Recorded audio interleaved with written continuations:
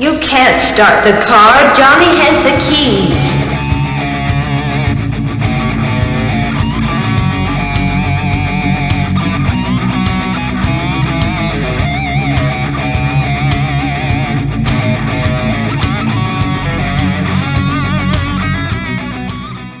Hello, hello, and welcome out there in podcast land. You have reached Johnny Has the Keys. And this is a podcast where two friends get together. We discuss horror and science fiction movies, the influences that they've had on us, on other films, other works, and things that might have influenced them. My name is David, here with my good friend Tim. Hello, Tim. Hey, David, I like how you put that little jazzy swing on Johnny Has the Keys. Gianni, yes, like Versace. Oh, there you go. Has the keys. Well, yeah. We got a little Italian influence there, and we will be in Europe today. So true. So it makes perfect sense. What have you been up to? What have you been doing? Well, I have been, what have I been doing? I'm trying to think as to when this airs, and because when it's airing, we are into fall, but obviously we are probably way closer to the holidays by now. And my house smells like pumpkin bread. Yeah, that's kind of nice. I actually last night, well, first of all, I was going to touch base with just a quick thing. I mentioned the Howard Ashman biography, and I watched another biography, or documentary, I guess it is, on made by the same people, called Awaking Sleeping Beauty. Have you seen that? I have not. Awakening Sleeping Beauty. Anyway, it's made by the same people, and it has to do with Disney's resurgence in the 80s with animation, with Little Mermaid, and it actually started with Oliver and Company, but then Little Mermaid and Beauty and the Beast and Aladdin and Lion King. Exactly. So it was very interesting. But instead of talking about something that's prestigious like that, I'm going to talk about the Netflix recommendation I got that I watched last night. I watch a lot of zombie movies. And what? I'm shocked. Yes. And I watch a lot of foreign zombie movies because yes, you do. America doesn't make enough good zombie movies, so I have to go to other countries. And I watched a Netflix recommendation last night called #Alive. And it is I believe, Korean zombie movie. And Korea has been doing a lot of zombie movies lately. They do the series Kingdom. I think they did Train to Busan. Yeah. So I'm beginning to think Korea may have the second place in the market of zombie films. And this film was no exception. This film was really good. I was very happy. Really? Okay. Yeah. It had a few problems with logic, mainly dealing with power and battery usage. That I kind of overlooked. Other than that, it was a really good story that reminded me a lot of my book, The Dead Next Door. It's about a teenage kid in a high-rise apartment that all hell breaks loose. The zombie apocalypse happens. His parents are not there, and he is trapped in his apartment because the building's full of zombies. The building is, not just... Yeah. Oh, okay. Yeah, and so it's not like an I Am Legend, I have my tower fortress. It's no. Everywhere. As a matter of fact, the door doesn't even really lock, and he has to push a refrigerator in front of it. And occasionally, they just open the door and start trying to push the refrigerator in. Okay.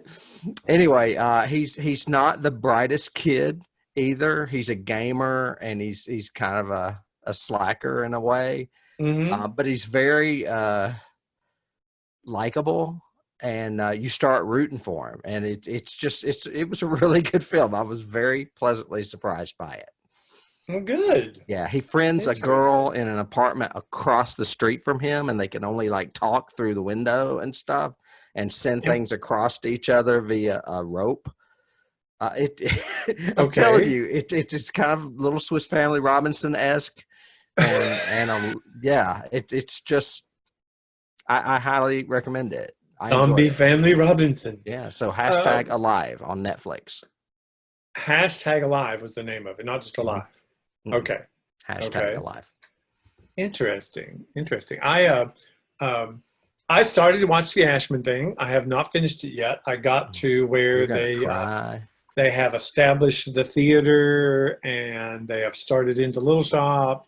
So I got through the Mr. Rosewater and all of that. And I was not aware that he was that tied into the WPA. I didn't know that because that was a huge avant-garde theater when it was in its heyday, and that's really interesting. So I like that part, but also still doing some research for more theatrical stuff. And I went back and had a wild hair and watched 20,000 Leagues Under the Sea again the other day. Wow. Because that's a little bit of a coincidence, isn't it? yeah, well, I really like that story, and I wanted to do that. There's a possibility. There's several play versions of that out. Some of them are crazy, and some of them aren't. But watched it again, and James Mason is always. I love him as Nemo, and all that, and so it was just really good to watch it again. Classic, good Disney, that where they really push the envelope. I mean, those are real. They're really underwater, and they're really walking, with these huge, sea helmet things, and it's just one of my favorite Disney's live action. Anyway, I think Jungle Book's probably my favorite animated.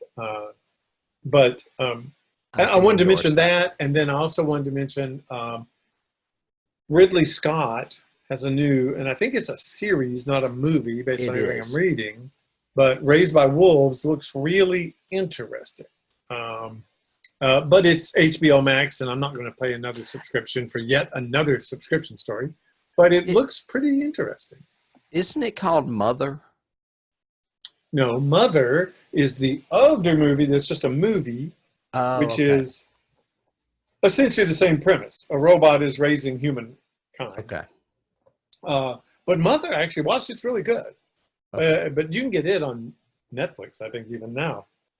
But Raised by Wolves is only on HBO Max. Not even HBO. It's HBO Max, their other subscription network.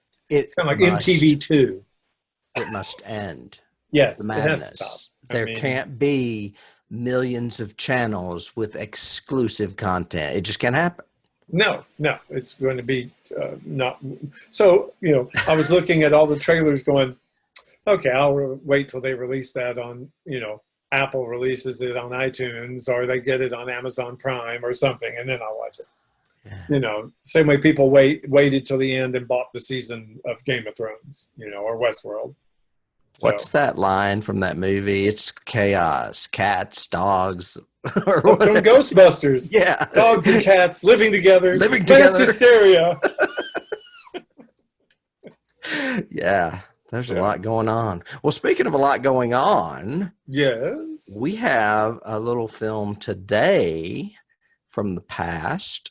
We are in My Horror World, and we are talking about a film that is going to be our first of a handful of satanic movies this season. We got a little satanic theme going on, and this would be 1957's, well, it's called Night of the Demon in its original release in London or England, but the American version is called Curse of the Demon. And I've got to admit, because when you talk to me about it, because first of all, I will say I had never seen this movie before. So I had not either. And we're virgins. We were.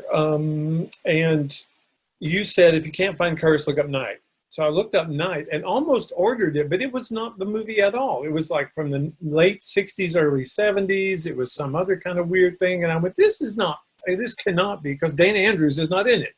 So I know this is not the movie that he meant, and ended up having to look up Curse, found Curse, and watched it. But so there you go.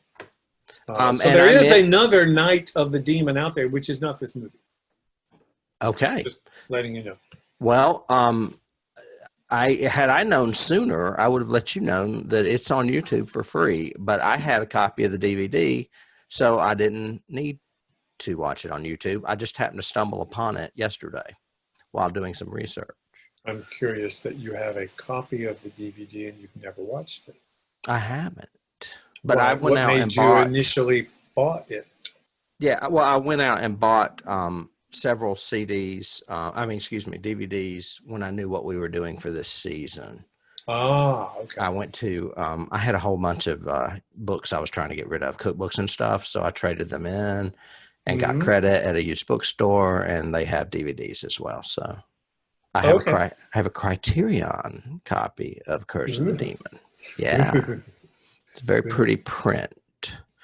Anyway, this is a movie about an American professor named John Holden, who is going to London for a parapsychology conference where he finds himself investigating the mysterious actions of a very Aleister Crowley type character named Julian Karswell, and he is a devil worshiper.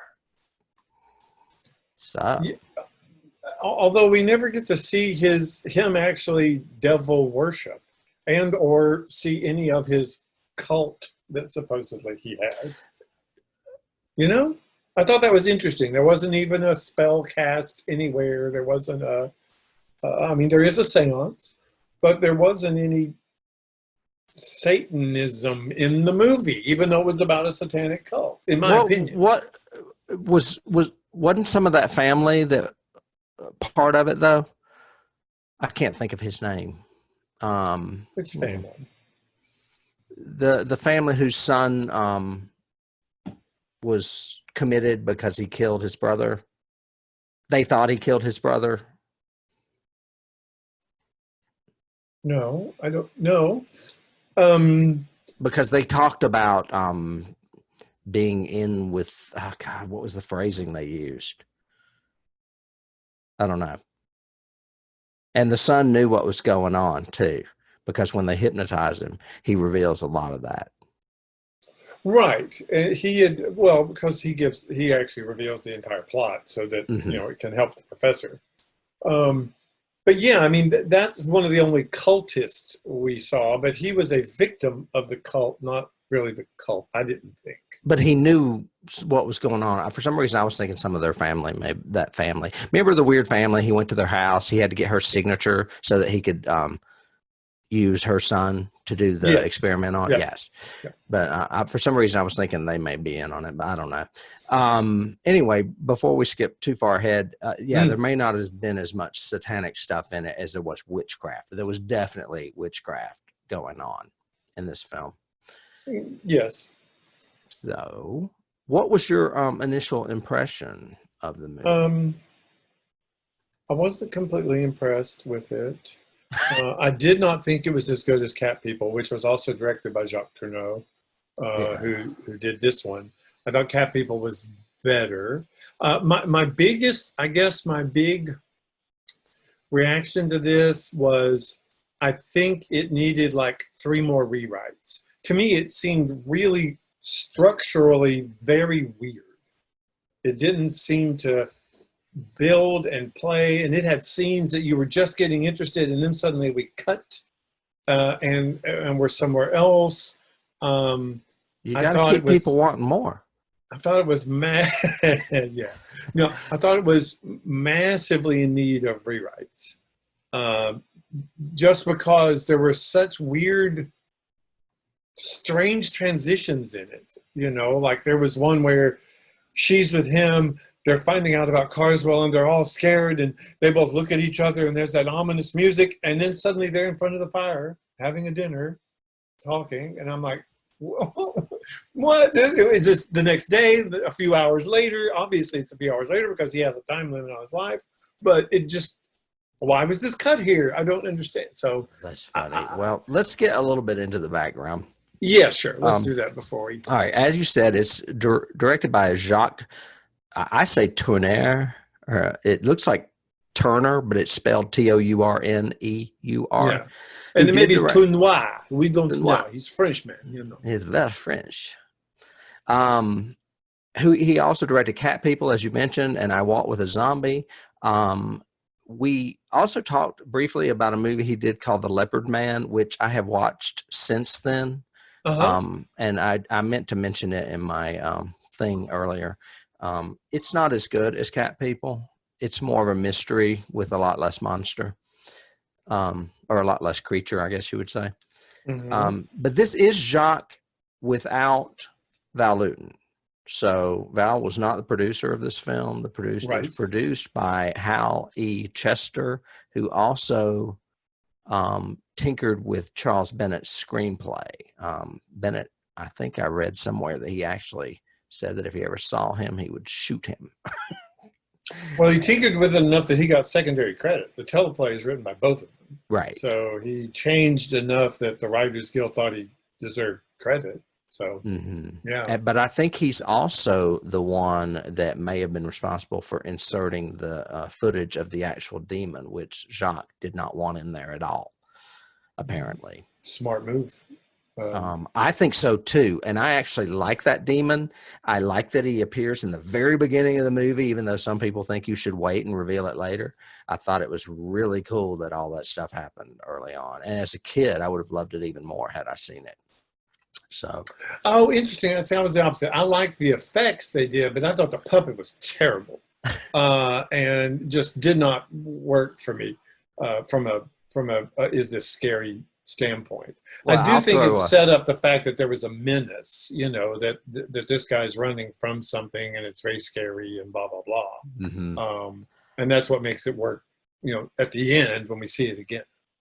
Well, an obvious key that I'll just go ahead and toss out there is Godzilla or King Kong in those movies with the giant monster. And I was like, ooh, this is really cool. I love that there's a giant monster chasing this guy in the very beginning of this movie. Going back to the background, so as we said, it was written by Charles Bennett, who also was a big writer for Alfred Hitchcock. He penned The Man Who Knew Too Much, 39 Steps, Sabotage, Foreign Correspondent, and Blackmail. Hal Chester, not much else. So, however, it is based on a story by M.R. James. And M.R. James is a name I'm pretty familiar with. That stands for Montague Rhodes James. And he is very highly regarded in the literary genre for writing ghost stories. Oh, okay. So yeah, he's up there with like Algernon Blackwood and those guys. Okay. And it is based on his story, Casting the Runes. I've not read this story, but from what I understand, the movie is not very much like the story. So I think they just had the rights to it and took some elements from it, probably. Right. Did you know that Martin Scorsese says this is his favorite horror film? Well, Martin needs to get off the sauce or something. There's something horribly wrong with Martin if he thinks. Actually, it's one of his favorite horror movies. So sorry. Now I could possibly understand that because one of my huge keys, I'll just go ahead and throw it out like you threw yours, is Hitchcock. This is a very Hitchcock shot film. I think Tourneur was being very Hitchcockian in the way he did stuff. Like even, the shot where the guy jumps out of the hospital and lands, and it's that overhead vertigo shot, kind of thing that he holds forever. But just some of the pacing, some of the look. I love the fact that he used very, very high contrast black and white as opposed to Cat People.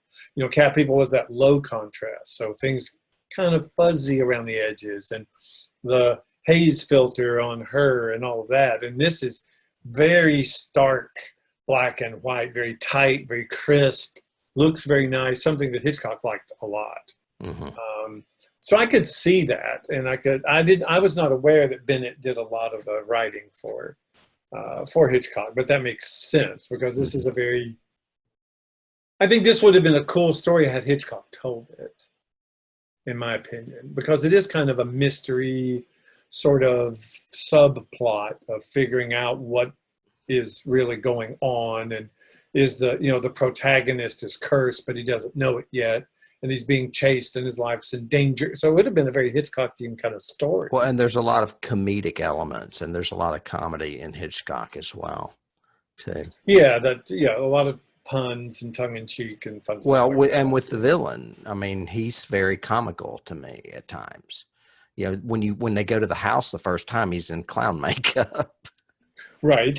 So I thought that was kind of interesting. This British production became regarded as one of the best horror films of the 1950s. And the image of that demon is iconic in horror films. This demon, the one with these kind of claws? I mean, it was, I even have in my notes, I'm looking at it right now. That is absolutely the most terrible demon puppet I've ever seen. No, he's great. I love it at the end when he's the guy in the suit, like the Godzilla, and he's like pulling the guy's limbs. Now that one I'll give you, because you rarely see them actually, you see I'm about to bite his head off, and then we cut to, or whatever. But then he like rips his head He's like off and plucking limbs off the dude. Yeah. I was going, yeah, you go, demon. Yeah, awesome. The movie does have some problems. I'll give you that. I mean, it's a beautifully shot movie. Like you said, it's Hitchcock-esque. There are great camera angles. I distinctly remember one from the floor looking up at a guy. I thought that was really cool. But one of the things you were talking about, how there's weird cuts. One of the things I thought that was funny was when Holden goes to Hobart's funeral, and the girl who had been annoying him on the airplane, who is the lead, her name is Joanna Harrington, and she shows up, and he recognizes her as, oh, that's that chick that was bugging me on the plane. And they put two and two together that they have, the dead guy in common. And he says, tonight, call me at my hotel, and then just leaves. I was like, does she even know your name? And if she does, how does she know which hotel you're in? Yes. I did find that very funny. And then, but then it literally, has that longing shot of her, cuts, it's a door, it's the entryway, there's a knock on the door, he opens it up, and it's her. And I'm going, that's the cut? Really? What? Why couldn't he have just said, come back to my place, or whatever? There's so many weird juxtaposition cuts in this, and weird things that happen, like the cops suddenly show up on the train. Why are the cops on the train? They say, oh, we've been watching you for some time now. I was going, what? That was at the very end. Yeah. Yeah, in the last scene that is extraordinarily rushed, where we're all going, okay, when's he going to slip it to him? How's he going to slip it to him? Okay, he's doing it. Okay, yeah, there it is in the jacket. I struggled with this one a little bit. Oh, come on, David. It's great. It is. The cast, I did like the cast. I like Dana Andrews anyway. And I liked the Peggy Cummings girl. I thought she was really good. And I even liked Aleister Crowley, even though he was kind of goofy in a couple of the scenes. I liked the menace that he did, because he was so ultra confident. He was like a good Bond villain. His name is Niall MacGinnis. I'm assuming it's Niall. Okay. It's Niall MacGinnis. He played Zeus in Jason and the Argonauts. And he was also a Hammer actor. He was in Island of Terror, that was directed by Terrence Fisher, and Torture Garden, I believe, as well. So those names ring bell if anyone's familiar with those Hammer films, which I love. But I like this movie. So do you want to move on to casting? Did you have more that you would like to pick apart? Oh, no, we'll get there. Okay, good. Okay. John Holden, as you said, was played by Dana Andrews. He's known for being in Laura and The Best Years of Our Lives. And he was chosen personally by Jacques over Robert Taylor for the lead. So I wonder why. Either one of them could have done that. I could see Robert Taylor in that role too. Yeah. Mm-hmm. Well, that's good. Joanna, the woman in question, was played by Peggy Cummins. I think she is really good too. I agree. I agree with you. I love this whole cast. It's a British cast predominantly, and it is a very good cast. Mm-hmm. Yeah, I even loved I like the British guy doing the bad Indian accent. Yes. And I liked That was a little the racist, but yeah. the Scottish guy that he first meets, his contact in the world of the paranormal or whatever, who's the other hypnotist.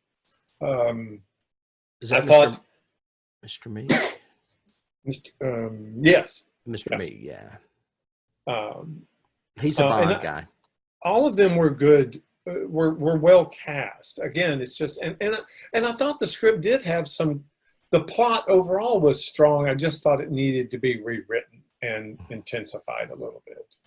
I've even gotten my notes. We cut from "You will die on the 28th. Suit yourself," to "A romantic evening by candlelight." It's like, what? Well, I mean, what do you cut to?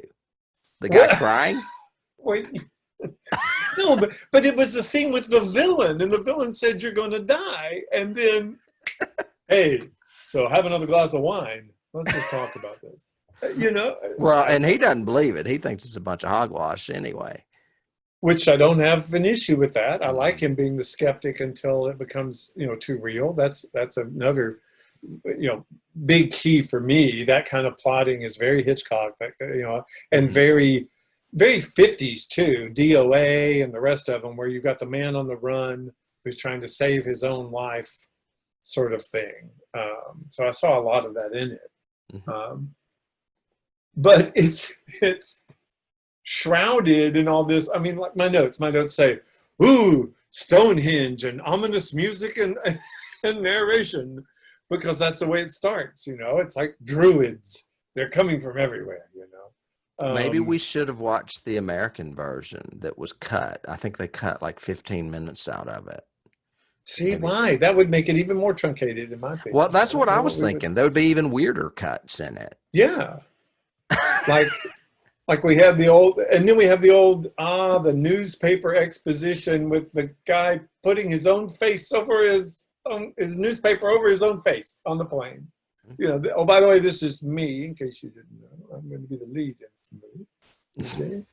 Anyway, sorry.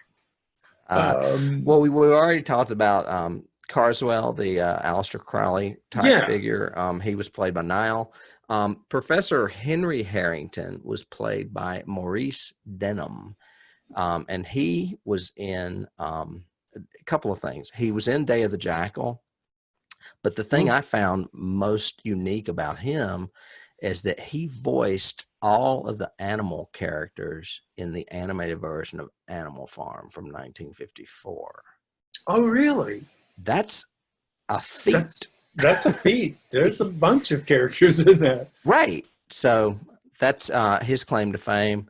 Mrs. Carswell, I don't have anything on her. She was played by Athena Seiler. And that, I'm assuming, obviously, is the mother of Dr. Carswell, because he was not married. Mark O'Brien was played by Liam Redmond. That's the one I think I was thinking of. The family was the O'Briens, wasn't it? Yeah. Okay. And he was in Barry Lyndon, and one of your favorites, and I know this is true, The Ghost and Mr. Chicken. I do like that movie. I really do. I remember. So. Attaboy, loser! Mr. Meek was Reginald Beckwith.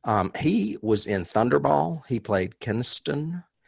And he was also in, and this I found very funny, A Shot in the Dark. He was the nude receptionist. at the nudist colony. Yes. So these are some old films for you youngsters out there. Where he goes around with the guitar in front of him the entire time. Right. Yeah. And then lastly, I didn't go too much deeper. Lloyd Williamson was played by Ewan Roberts, and his claim to fame is that he was Dr. Soames in Day of the Triffids, which is another movie we should probably take a look at. We definitely should do Triffids. I like Triffids. Yeah. It was pretty good. Other than that, Ray Harryhausen was asked but had conflicts as far as special effects. He was asked, but he was doing Seventh Voyage of Sinbad at the time. So your big wooden demon might have looked better if he had done it. Yeah, it would have. It would look better. It would have looked like an animated skeleton, maybe. I don't know. Or it would have looked like a giant dinosaur, you know, or something. Or a cyclops. But no, it would have moved. It wouldn't have gone. That's what it did the whole time. Wasn't it scary? Yeah, it was scary. Okay, yeah. All right, but if we're talking scenes, I do have to say one thing. I love that scene, that first scene where the demon comes after Hobart. Is that his name? Harrington. Hobart? No, Harrington. Excuse me. Yeah. And I love the car backing into that telephone pole, and that telephone pole snapping in half and crashing down, and all of a sudden there's sparks flying everywhere, and he's trying to get away, and he's like tangled up in the electric wires, and I'm like, you're gonna get fried, dude. Yeah, it's a good scene. Don't get out of the car. No, I mean, you know, yeah. Well, I as far as scenes go, I did like the chemistry between him and her. I thought all of their scenes worked, even when they were arguing and having, you know, tension, like at the seance and everything else. It was really great performances by them. I liked, although I thought you know, back at that time, 50s, 60s, even into the 70s, you know, you could hypnotize somebody in like 12 and a half seconds, you know, because we just had to. And because we hypnotized them, they're going to tell us everything we need to know. It's convenient. But it's convenient. It was a convenient plot point. But I liked the guy's performance. I love the lighting. It was that Star Trek lighting, you know, across the eyes kind of thing, of look into the light and it's just right there. I like that whole scene. The jump scare in that worked, where he was so quiet and all of a sudden, and screamed and jumps off up. the table. Yeah. You know, Tourneur has several jump scares in this, which none of them are really effective to me. He even has his standard one with the train and the train whistle all of a sudden coming, you know, and cutting the scene. And the funniest one is that little kid in the skeleton mask that comes jumping out from behind that tree. Yes. I had to go back and watch that twice. Well, and the triple jump scares of, I broke into the house upstairs. Now I'm going to walk around and suddenly a hand's going to come into the banister. Yeah. You know, and we da-da-da. And then, oh, it's a different cut. I'm downstairs, but there's a hand. I know. That reminded me of Hitchcock, though. That really did remind me of Hitchcock. Oh, yeah, because he was using that, like, split lens look of down the stairs. Yeah, totally agree. That was a huge key. And I love the scene we were talking about where he goes to the party and what's his face? God, I can't remember his damn name. Karswell is the clown. And this, of course, the little kid jumps out, but then he causes that giant windstorm, and that windstorm is epic, man. Yeah, well filmed. Yeah, blowing everywhere. Yes. Yeah. They definitely spent some budget on the fans for that particular scene. It looked that was good. Yeah, and it was still going later on that night. You know, they're back at his house again, having another moonlight. Let's talk about this, and it's. And the thing and that's when he finds the runes, right? Because they blow into the grate of the fireplace. Because he says it's the wind that's doing it, you know, kind of thing. He was very, my key for him, another key I had was he was very Scully throughout this entire movie, you know, maybe because we've been thinking about it, but he was so skeptical of everything. He was so like, no, this is just this, you know, science is science. None of this is, you know, blah, blah, blah. So I thought that was, but that was, that was another good scene. I liked the suspense in the, I'm going to break into your house scene, and then the whole thing with the cat. And the way Karswell did that whole scene about, oh, what stopped you? Oh, right. And I'm just going to come in here and I'm going to talk to you for a little bit about, you know, because you know you're doomed. You know, it's kind of attitude. He was just I liked how matter of fact he was about everything until the last scene where he's a totally different character. You know, and now he's terrified and running and blah, blah, blah. So. I've got to get rid of this. Yeah. The movie did not win any major awards. There were several obscure nominations that are, I'm sure, British, and I've never heard of them. However, it did get best DVD reissue. So, and that Okay. I'm assuming is the one that I own. Other than that, I may have a little bit of trivia, but I definitely have a handful of keys. Oh, you got a whole key ring of keys? Maybe we'll have to share them with our key holders out there. Mm-hmm. Let me see if I can find some trivia first. I mentioned that the source of the story for this film was Casting the Runes, also, which was written by M.R. James, was also adapted into a radio play of that name for an anthology. There you go, David. You can do this play. May have to do this play then. Yeah. And it was on an episode of Mystery and Imagination in 1968. It was an episode of ITV Playhouse in 1979.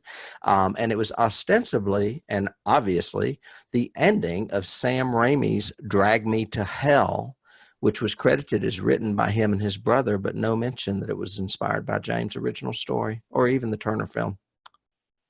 There you go. Really? Yeah. Drag Me to Hell was based on the short story? They're talking about the ending. Oh, okay. I haven't seen Drag Me to Hell since it came out. I do want to revisit it, but I'm assuming that they must have lifted it and not said anything. Thought nobody would notice. So anyway, I mean, obviously M.R. James and Jacques Tourneur are dead and have been for a long time, but they could have at least said something. I know. Yeah. So what kind of keys you got in there? I have some that might be bizarre art for you, but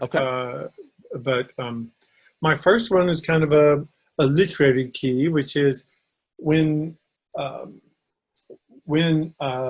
professor is in the room, he snuck in the library, he's trying to find the book, the cat is there, the cat scares him, turns into a small panther and attacks him. Very cat people-y kind of feel, in my opinion. Mm-hmm.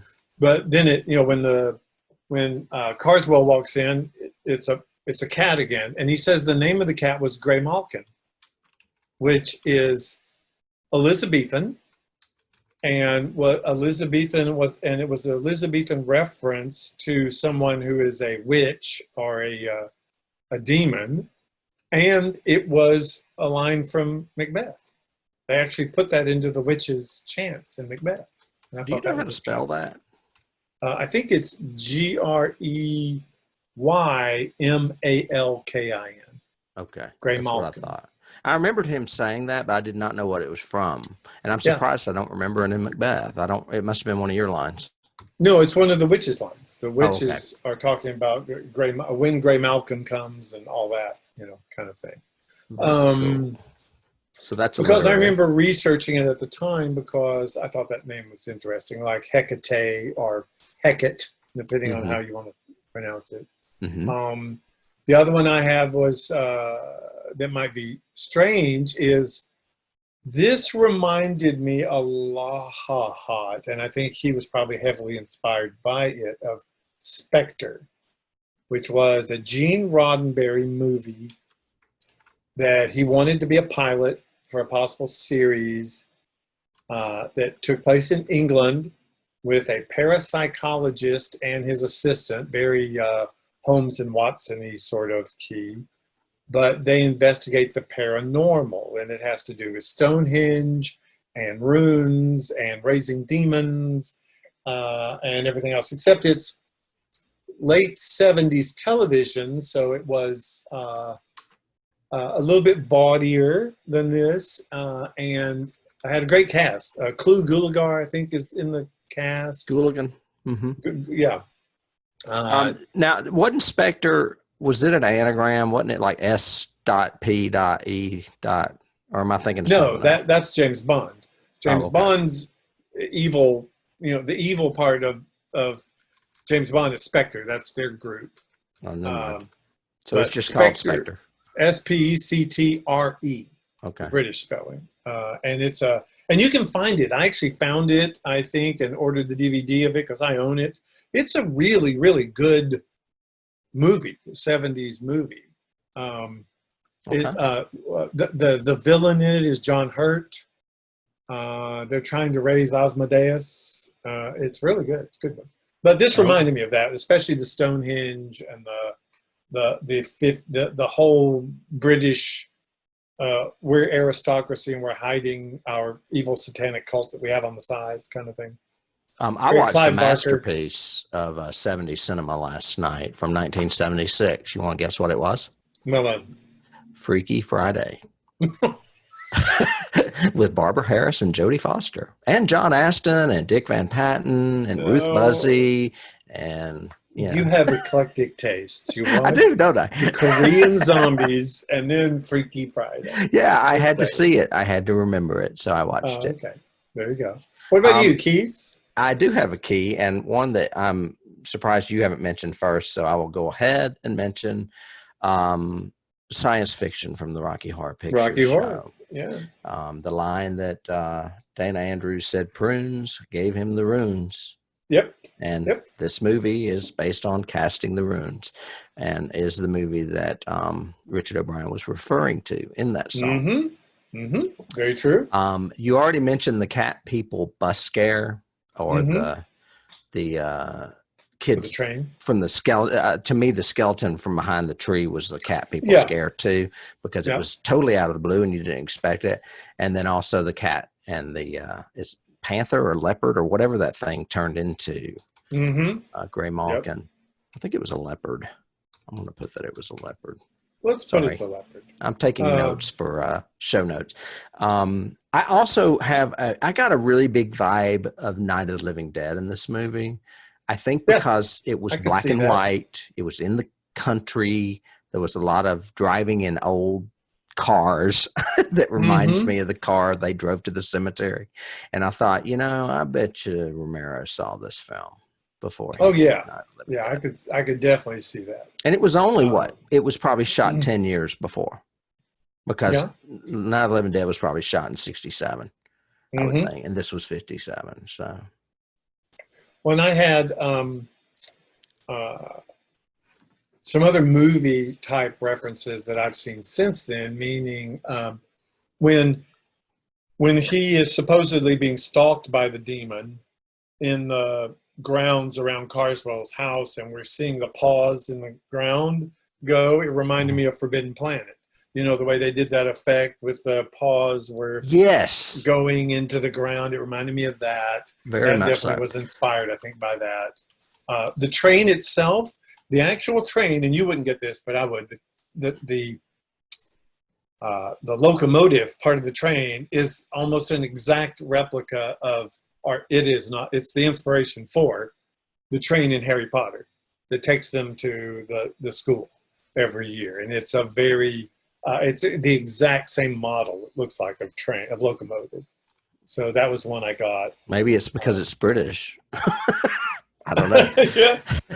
Yeah, I think so, because of that time frame, late 50s, early 60s. That's kind of the feel of some of the vintage stuff in Harry Potter design wise. So I think that worked. I mentioned Vertigo from Hitchcock for the roof shot.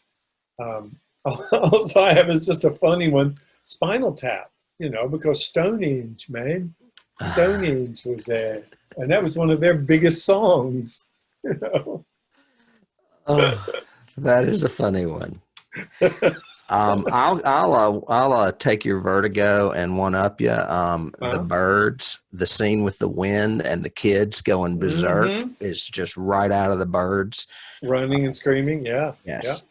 And but I have to say, if I had to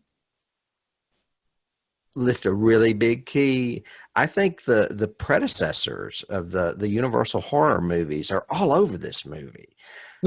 From the black and white to the dramatic music and the creature. I mean, all of that stuff reminded me of Universal movies. Chase in the Woods. All of that. It was a little bit more sophisticated, because I don't know that they would have spend as much time on witchcraft and devil stuff, but it Well, still I mean, had the elements of drama.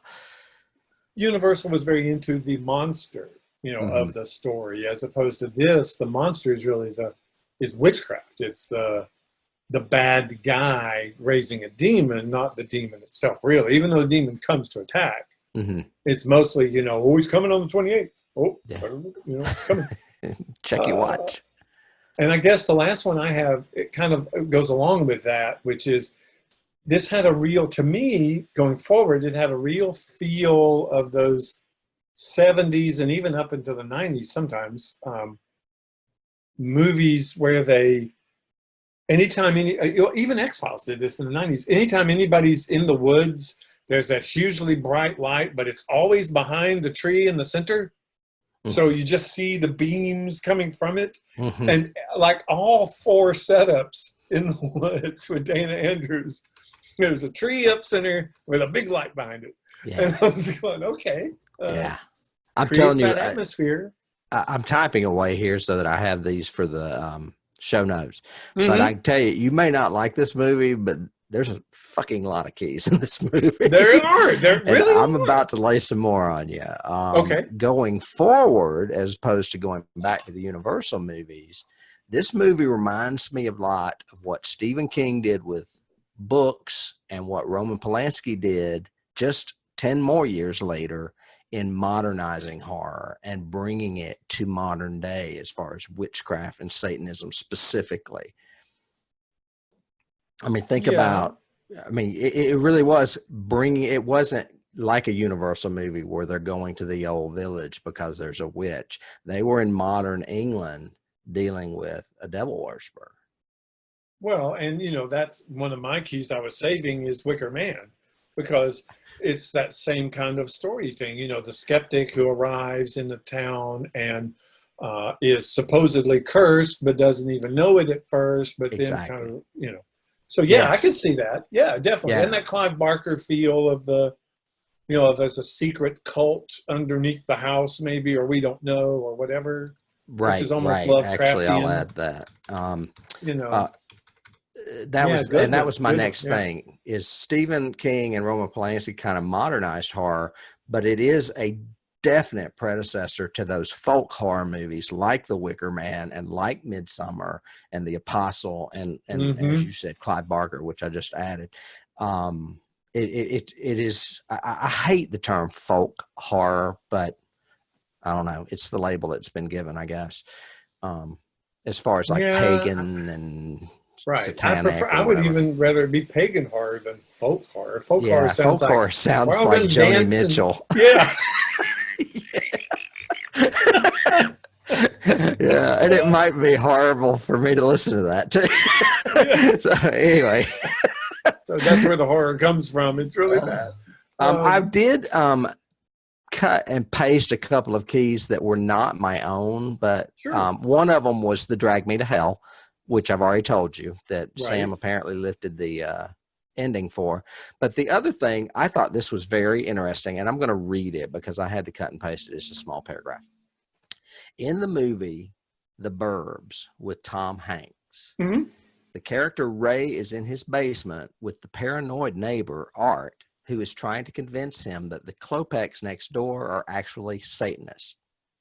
When he shows Ray an old book to make this point, take a look at the title and the author. It is The Theory and Practice of Demonology, and it is written by Julian Karswell. Oh, awesome. Yeah. Boy.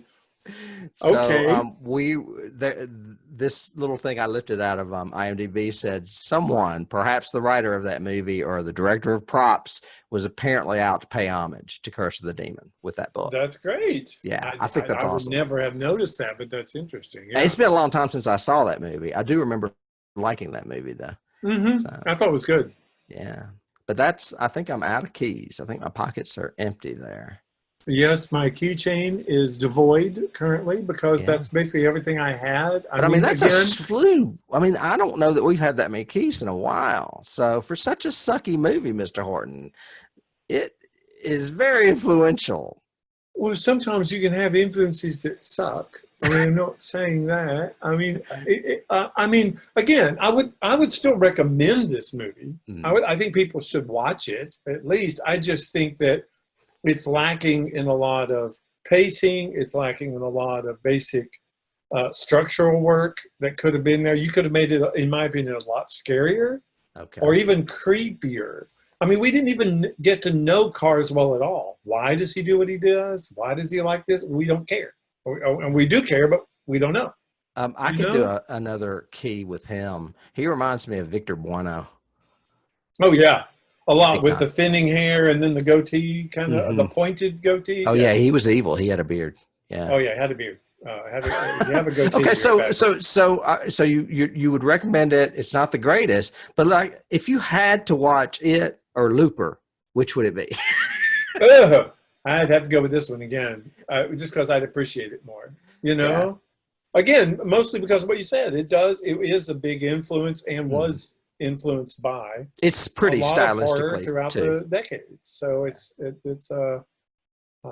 kind of like Hitchcock light as a horror movie, you know? So. Okay. Well, very good. I think we're coming to the end of this Jacques Tourneur Fest.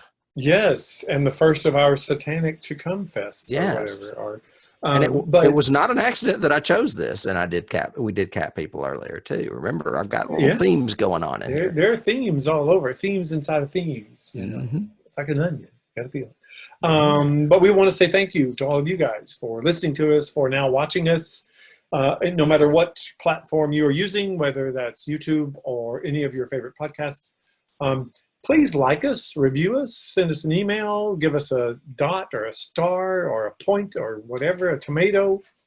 And consider becoming a Patreon. We give special stuff to our Patreon listeners and contributors. So we were talking just minutes ago about more stuff we may be doing for Patreon as well. Yeah. So think about getting involved with us. Yeah, for all you folks out there listening to us weekly, we have one more show coming up before the Thanksgiving break.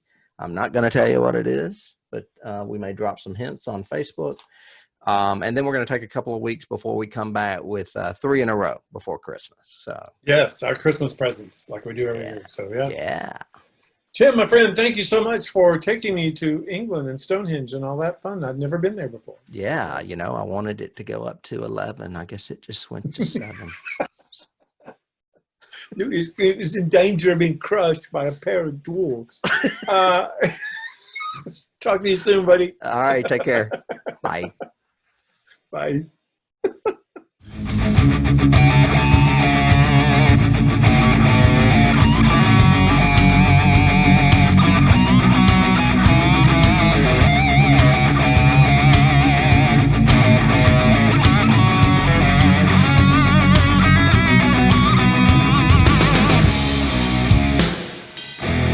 You can't start the car. Johnny has the keys.